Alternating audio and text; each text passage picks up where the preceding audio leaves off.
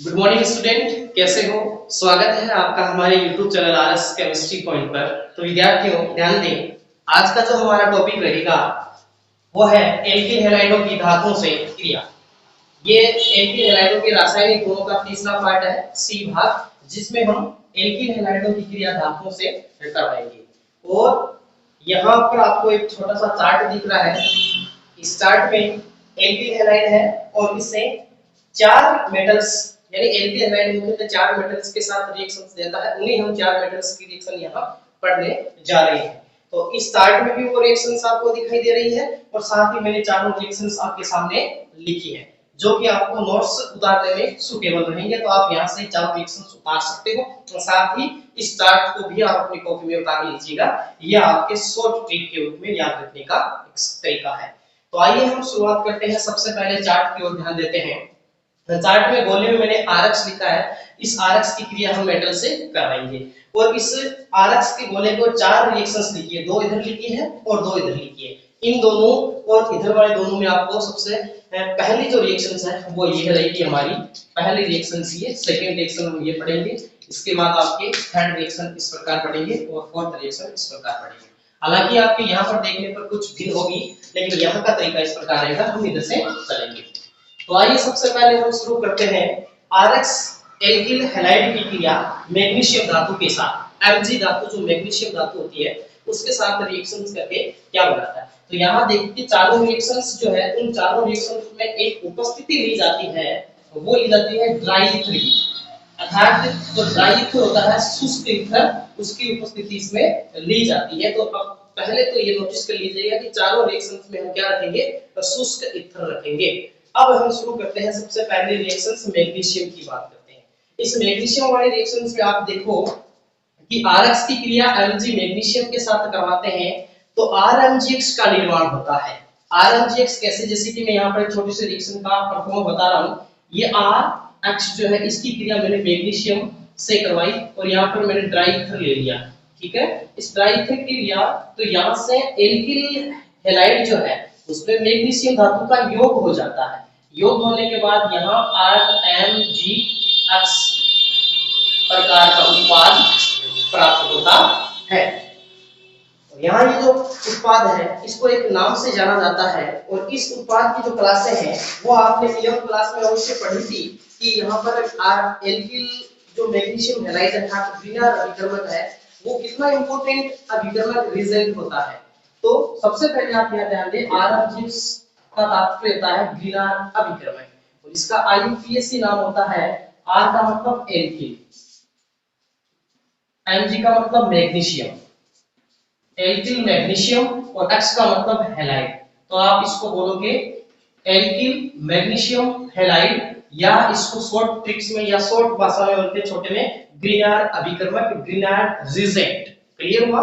अब यहाँ इस ग्रीनर अभिकर्मक की कुछ विशेष बातें होती है, वो भी आपको यहाँ पर ध्यान देनी होगी। ग्रीनर अभिकर्मक जो आरएमजीएक्स होता है वो आरएमजीएक्स एक मोस्ट और इंपोर्टेंट रिजेंट होता है जो कि अत्यधिक सक्रिय होता है, अत्यधिक क्रियाशील होता है।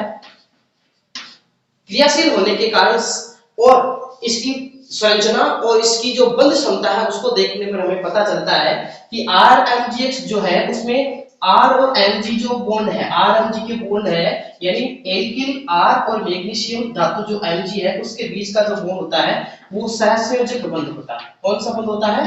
सहसंयोजक बंध होता है। लेकिन मैग्नीशियम और हैलाइड के बीच का जो बॉन्ड होता है वो आयनिक बंध होता है। क्या बंध होता है? आयनिक बंध होता है। ये एक विशेष बात आप ध्यान में रखेंगे कि आरएमजीएक्स में आर और मैग्नीशियम के बीच का सहसंयोजक बंध होगा और मैग्नीशियम और हैलाइड के बीच का जो बंध होगा वो आयनिक बंध होगा। साथ ही ये जो एल्किल मैग्नीशियम हैलाइड है आरएमजीएक्स है वो सक्रिय होने के कारण जो प्रोटॉन युक्त यौगिक होते हैं, यानी जो हाइड्रोजन युक्त यौगिक होते हैं जिनमें प्रोटोनिक हाइड्रोजन होता है, जैसे जल ले लीजिए। यहाँ मैं दिखा रहा हूँ ये जल जो है वो एक प्रोटोनिक यौगिक है, यानी इसमें हाइड्रोजन जो है वो प्रोटोनों के रूप में पाए जाते हैं, यानी मुक्त अवस्था में हाइड्रोजन पाए जाते हैं। उनके साथ ये तुरंत रिएक्शन कर लेता है, तुरंत रिएक्शन करता है और क्या बनाता है, यहाँ से ये H+ के रूप में बाहर निकलता है। इस पर आपके यहाँ से मैग्नीशियम Mgx ये बॉन्ड टूट जाता है, टूटने के बाद ये इस H के साथ में मिलकर RH बनाता है और मैग्नीशियम XOH बना लेता है। ये OH इस मैग्नीशियम के साथ जुड़ जाता है। यानी कहने से तात्पर्य ये है कि ये यहाँ पर एल्किल हाइड्रोजन से तात्पर्य है एल्केन का निर्माण करता है, यानी एल्केन बनाता है। तो मैं ये कह सकता हूँ कि ग्रीनर अभिकर्मक RMGX की किसी के साथ अभिक्रिया कराते हो तो वहां पर नमी नहीं होनी चाहिए। क्या नहीं होनी चाहिए? यानी नमी की मात्रा नहीं होनी चाहिए। यदि थोड़ी सी भी नमी की मात्रा है तो RMGX उसके साथ क्रिया करने से पहले उस नमी यानी जल के साथ क्रिया करके एल्केन बना लेगा, तो आगे की रिएक्शंस होगी ही नहीं। इसलिए ही हम यहाँ पर शुष्क ईथर काम में लेते हैं ताकि वो जो नमी उत्पन्न होती है उसको शुष्क ईथर एब्जॉर्ब कर सके। तो इस चीज का आप थोड़ा सा ध्यान देंगे, ठीक है। अब हम थोड़ा सा आगे बढ़ते हैं इसकी सेकंड रिएक्शंस की ओर। सेकंड रिएक्शंस है आपके PbNa धातु यानी लेड सोडियम मिश्र धातु। यहाँ ध्यान देंगे जो PbNa है इसको बोलते हैं लेड सोडियम मिश्र धातु। लेड सोडियम मिश्र धातु, ये मिश्र धातु जो है वो सोडियम और लेड की बनी होती है। इसमें क्या होता है कि यहाँ आप देख सकते सेकंड पार्ट इसका तो ये थर्ड पार्ट देख लीजिए। Rx + 4 PbNa लेड मिश्र धातु सोडियम के साथ Rx के 4 अणुओं के साथ रिएक्शंस करता है और इसके भी 4 अणु इसमें काम आते हैं। यहाँ से क्या होता है कि 4 एल्किल जो R समूह है वो इस 4 Pb के साथ में लगके R4Pb हो जाता है। यानी एक Pb का मतलब है लेड जो है Pb वो एक उसकी जो वैलेंसी होती है वो 4 होती है। ये आमतौर पर सामान्यतः लेड जो है वो अपनी 4 संयोजकता प्रदर्शित करता है, इसलिए 4 संयोजकता प्रदर्शित करने के कारण ये 4 एल्किल समूहों के साथ योग करता है। जैसे कि यहाँ पर आप देख सकते हो R4Pb हुआ है। R4Pb का मतलब है TAL। यहाँ TAL क्या है? वो है टेट्रा एल्किल लेड। यहाँ इसका जो नाम है TAL, इसका नाम होगा T का मतलब टेट्रा, क्या नाम होगा? टेट्रा। A का मतलब एल्किल और L का मतलब लेड, क्या होगा? लेड। ये नाम इसका होता है टेट्रा एल्किल लेड। इस बात को आप यहाँ पर ध्यान देंगे। अब यहाँ पर एक एग्जांपल्स की बात करें कि यदि हम किसको इसमें जोड़ते हैं तो जैसे कि यहाँ एक रिएक्शंस लेते हैं, ये मैं यहाँ से हटा रहा हूँ और देखिए मान लीजिए यहाँ Rx की जगह मैंने कुछ उदाहरण लिया। जैसे मैंने लिया C2H5X, यानी मैंने लिया है एथिल हैलाइड। क्या लिया है? एथिल हैलाइड लिया है। इसकी क्रिया लेड मिश्र धातु सोडियम के साथ लेते हैं। लेड सोडियम मिश्र धातु लेते हैं, इसके 4 अणु। तो मैंने कहा था कि एक Pb जो है 4 संयोजकता होने के कारण +4 वैलेंसी के कारण 4 एल्किल समूहों के साथ जोड़ता है। तो यहाँ से जो रिएक्शंस होगी उसमें क्या बनेगा? C2H5 की होल 4 Pb प्लस यहाँ 4x है, 4x 4 Na के साथ मिलके बन जाएगा 4NaCl या NaX। यहाँ मैंने Cl लिया नहीं है इसलिए NaX बाहर लिखा दो। और 4 Pb में से एक Pb यूज हो चुका है तो Pb इसमें धातु के रूप में अवश्य हो जाती है, बाहर निकल जाता है। तो यहाँ आप देखो यहाँ है TeL, यहाँ क्या है? TeL है। ये TaL था टेट्रा एल्किल लेड, लेकिन मैंने एल्किल की जगह क्या ले लिया? एथिल ले लिया। और एथिल शुरू होता है E से, किससे होता है? इसलिए इस A के स्थान पर बीच में आ गया E और इसका नाम हो गया टेट्रा एथिल लेड। क्या नाम हो गया? Tetra ethyl lead. आप इसका नाम लिख सकते हो टेट्रा एथिल लेड, ये इसका नाम हो जाएगा। अब मान लीजिए यहाँ पर C2H5 के स्थान पर आपके पास CH3 हो और CH3 क्या होता है? मेथिल। क्या होता है? मेथिल। मेथिल से तात्पर्य है M, तो इसकी जगह TeL की जगह हो जाएगा TML। क्या हो जाएगा? TML। TML का मतलब है टेट्रा मेथिल लेड। क्या हो जाएगा? और यहाँ C2H5 की जगह हो जाएगा CH3 टेट्रा मेथिल लेड। ये आप ध्यान रखें और साथ ही आप ये भी ध्यान रखें जो यहाँ आप देखेंगे तो TeL है और TML है, ये अविस्फोटी होते हैं या फिर अविस्फोटी होती है, अविस्फोटी पदार्थ होते हैं, यानी ये अविस्फोटक होते हैं, विस्फोट नहीं करते, या फिर कोई जो पदार्थ विस्फोटक होते हैं उनको अविस्फोटी बनाते हैं। इसलिए पेट्रोल जैसे पदार्थ है उनके संशोधन के समय या उनको स्थायी रखने के लिए टीएल मिला दिया जाता है, जिससे पेट्रोल पदार्थ जो है, पेट्रोलियम पदार्थ वो विस्फोट होने से बचे रहते हैं। तो इस प्रकार सोडियम लेड मिश्र धातु की रिएक्शंस ये नहीं, आप यहाँ पर समझ सकते हो, इसके साथ इसकी विक्रिया यहाँ पर भी लिखी हुई है। ये इसका पार्टीशन जो आपको समझाने के लिए हो गया है। इसके पढ़ते हैं थर्ड रिएक्शंस। थर्ड रिएक्शंस की ओर चलते हैं, तो थर्ड रिएक्शंस में आता है जिंक धातु, अर्थात एल्किल हैलाइड RX की जिंक धातु के साथ अभिक्रिया। क्या होगा आइए देखते हैं। RX प्लस Zn, अब हमें मालूम है कि जो Zn होता है, Zn उसके आउटर सेल्स में 2 इलेक्ट्रॉन होते हैं, और 2 इलेक्ट्रॉनों के कारण यहाँ हालांकि आउटर सेल जो ऑर्बिटल होता है हम उसमें देखते हैं s ऑर्बिटल, उसमें 2 इलेक्ट्रॉन होते हैं, इसलिए 2 इलेक्ट्रॉन रिलीज करता है। रिलीज करने के बाद ये Zn प्लस बनाता है। Zn प्लस 2 से तात्पर्य है ये 2 इलेक्ट्रॉनों का त्याग करता है। क्या करता है? 2 इलेक्ट्रॉनों का त्याग करता है। त्याग करने के साथ ही Zn की जो वैलेंसी होती है प्लस की 2 होती है, इसलिए हमें मालूम है कि ये Zn प्लस 2 का मतलब है ये 2 बॉन्ड बनाएगा, यानी 2 बंध बनाएगा, 2 बॉन्ड बनाएगा, इसलिए हम इसके 2 अणु ले लेते हैं।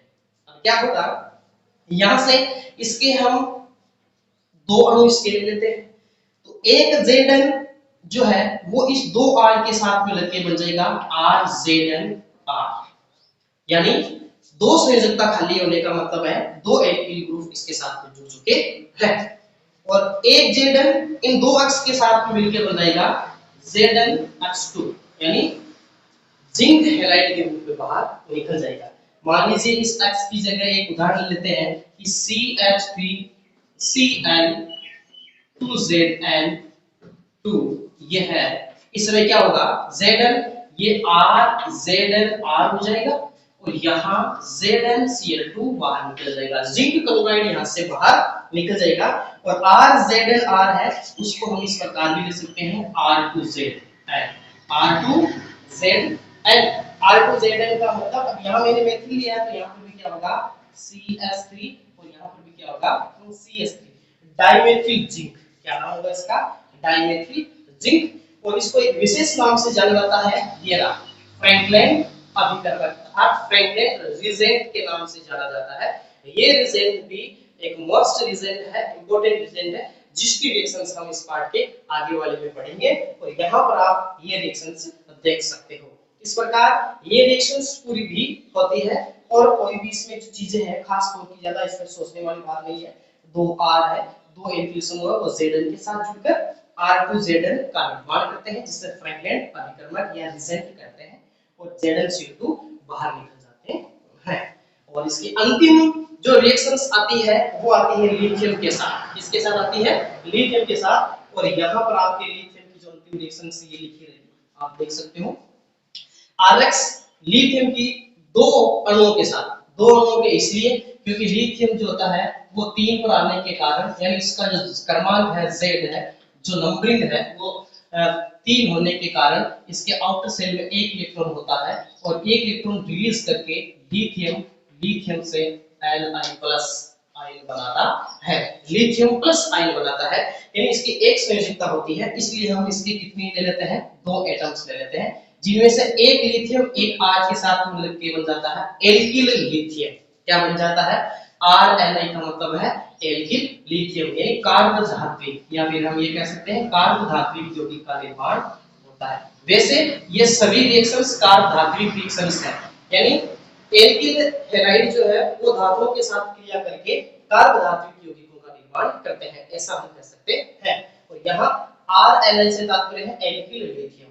यदि यहाँ पर R की जगह CH3 हो, क्या हो? CH3, तो CH3Cl Li हो, इसके 2 अणु हो, तो बन जाएगा CH3Li, अर्थात मेथिल लिथियम सीधा सा नाम होगा, और एक लिथियम एक Cl के साथ मिलकर बनेगा LiCl लिथियम क्लोराइड। तो इस प्रकार चारों रिएक्शंस पूरी होती है। तो हमारा जो तीसरा पार्ट था, इस तीसरे पार्ट में आपके था एल्किल हैलाइडों की धातुओं के साथ क्रिया, जिसमें हमारी 4 रिएक्शंस आती है एल्किल हैलाइडों की, जो इस चार्ट में भी आपको दिख रही है। और यहाँ पर चारों रिएक्शंस मैंने अलग-अलग लिखी है और यहाँ इनका डिस्कशन जो मैंने बताया था उनको आप रेगुलर के हिसाब से अपनी कॉपी में नोट करते जाएं, समझते जाएं। सिंपल सी रिएक्शंस है। तो सी पार्ट पूरा होता है, इसका डी पार्ट अगली क्लास में देखेंगे। आज की क्लास के लिए आपका बहुत बहुत धन्यवाद। जो भी क्वेश्चन हो कमेंट बॉक्स में पुट अप करें, आपको इसका आंसर मिलेगा। और हमारे चैनल को ज्यादा से ज्यादा सब्सक्राइब शेयर लाइक करें, ताकि आपके पास ज्यादा से ज्यादा वीडियो पहुंच सके। धन्यवाद।